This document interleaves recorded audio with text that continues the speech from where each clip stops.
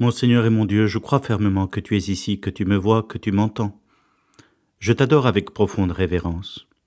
Je te demande le pardon de mes péchés et la grâce de faire avec profit ce moment de prière. Ma Mère Immaculée, Saint Joseph, mon Père et Seigneur, mon ange gardien, intercédez pour moi. C'est un de ces moments émouvants de la vie de Jésus que nous entendons aujourd'hui dans l'Évangile, Seigneur. C'est ce moment suprême où la veille de ton offrande sur la croix, tu parles à tes apôtres au cours de la dernière scène. Et Saint Jean rapporte ces propos condensés comme dans un long discours, où il y a quand même des échanges. Et nous entendons, l'apôtre Philippe, montre-nous le Père. Et Saint Philippe, tu reçois cette réponse qui nous rejoint aujourd'hui. C'est Jésus qui nous parle. C'est toi, Seigneur, qui es là, parce que nous avons fait un acte de foi et que nous sommes en ta présence. Et tu réponds, mais qui m'a vu a vu le Père. Cela est très important, c'est notre foi chrétienne. Nous ne cherchons pas Dieu dans les nuages, dans l'esprit. Nous ne cherchons pas Dieu dans le vide. Nous cherchons Dieu à travers le visage, la personne, les enseignements de Jésus. Et c'est vers Jésus que tous les mystiques chrétiens et catholiques nous ont conduits, comme sainte Thérèse d'Avila qui insistait beaucoup.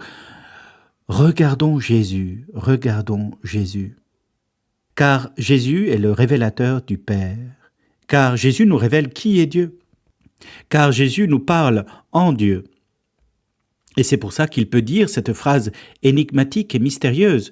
Je suis le chemin. Je suis la vérité. Je suis la vie. Si ce n'était pas Dieu qui nous avait dit cela, nous aurions pu trouver que Jésus était un peu fou. Mais ces paroles, qui parfois sortent du cadre, nous révèlent bien que Jésus est autre, que personne d'autre n'a parlé comme lui.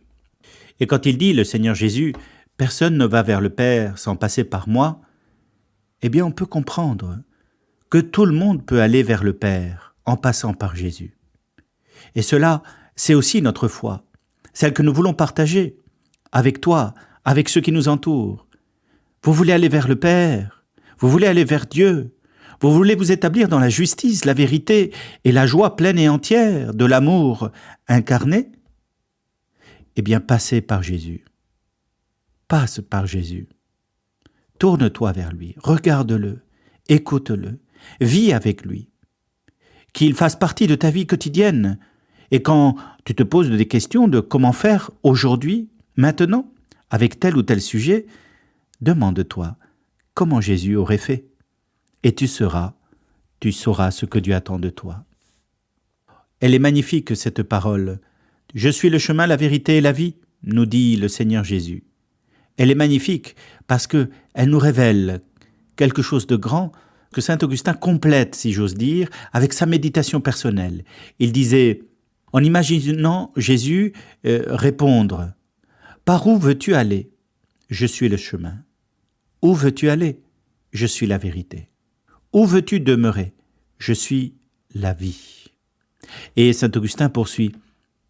Quelques philosophes, même profanes, ont vu en Dieu une vie éternelle et immuable, intelligible et intelligente. Nous sommes heureux que la vérité même se soit faite notre voie dans la personne de Jésus-Christ. Le Verbe de Dieu, vérité et vie auprès du Père, est devenu chemin en assumant la nature humaine.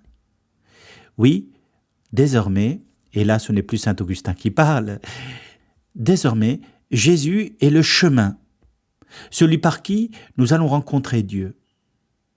Et voilà pourquoi toi et moi nous lisons l'Évangile quotidiennement, pour nous laisser imprégner par cette présence à nul autre pareille. Car derrière les enseignements de Jésus, il y a aussi l'attitude de Jésus, comment il regarde les gens. Saint Matthieu, parmi d'autres, a été touché par le regard de Jésus. De quel regard parlons-nous ? As-tu déjà essayé de regarder, d'imaginer le regard que Jésus posait sur les personnes de son temps comme le regard qu'il pose sur toi et moi ? Car c'est cela aussi, l'esprit avec lequel Jésus s'exprime. Les mots ne suffisent pas pour comprendre qui est Jésus. Il faut entrer dans l'esprit du texte et apprendre à connaître effectivement la culture juive du 1er siècle et la Bible dans son environnement et dans sa totalité pour comprendre qui est Jésus. Mais il y a au-delà l'action de l'Esprit Saint en toi et moi quand nous prions et qui nous permet d'entendre en quelque sorte les pulsations du cœur de Jésus et comment, avec quel esprit, avec quel cœur, avec quelle chaleur cordiale de parole Jésus s'exprime.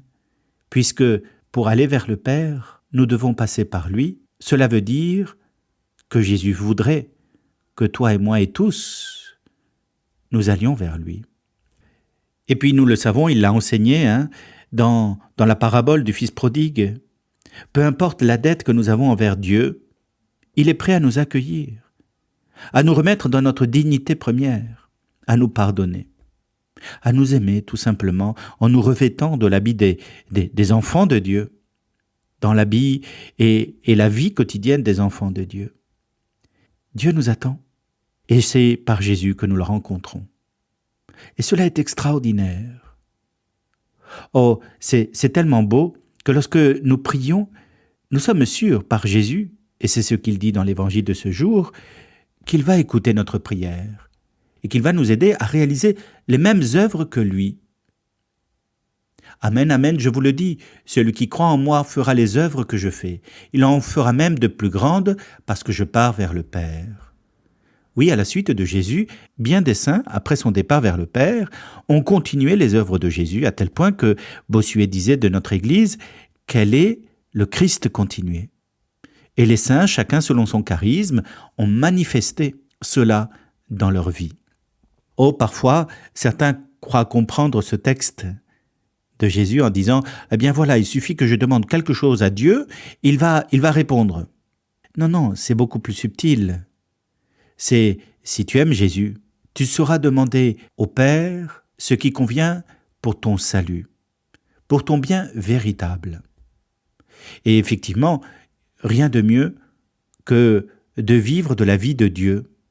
Je suis le chemin, la vérité et la vie. Et donc, Jésus veut nous inviter à vivre de la vie des enfants de Dieu dès maintenant, à travers la foi, l'espérance, la charité, en attendant la pleine vision. Mais non moins qu'au ciel. Effectivement, sur cette terre, nous pouvons vivre déjà de l'attitude du ciel en espérance. Et voilà pourquoi cette vie que Jésus nous promet, cette vie en plénitude, je suis venu pour qu'ils aient la vie et la vie en plénitude, Seigneur, nous te la demandons.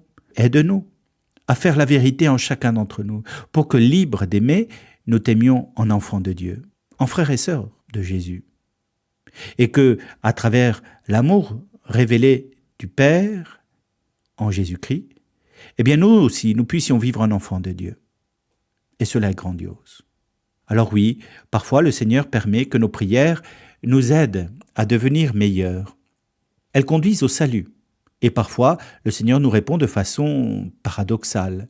J'ai demandé une chose, le Seigneur me donne une autre, afin que je devienne meilleur.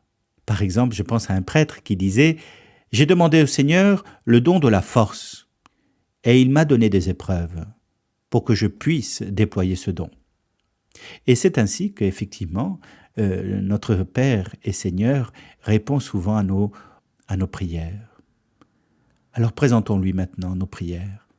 Accordons notre cœur à celui de Jésus pour qu'il nous aide à présenter au Père éternel tous les besoins de notre humanité, les tiens, les miens, mais aussi ceux de ceux qui nous entourent. Jésus est le chemin qui va vers le Père à travers la vérité et dans la vie en plénitude. Que désirer de plus grand?